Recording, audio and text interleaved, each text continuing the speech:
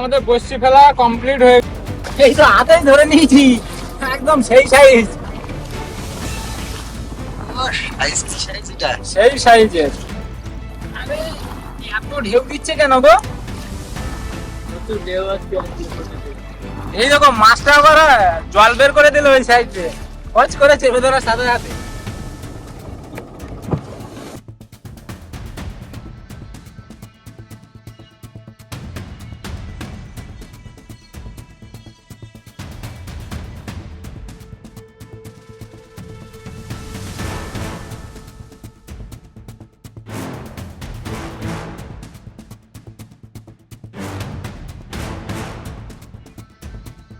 একদম দারুণ।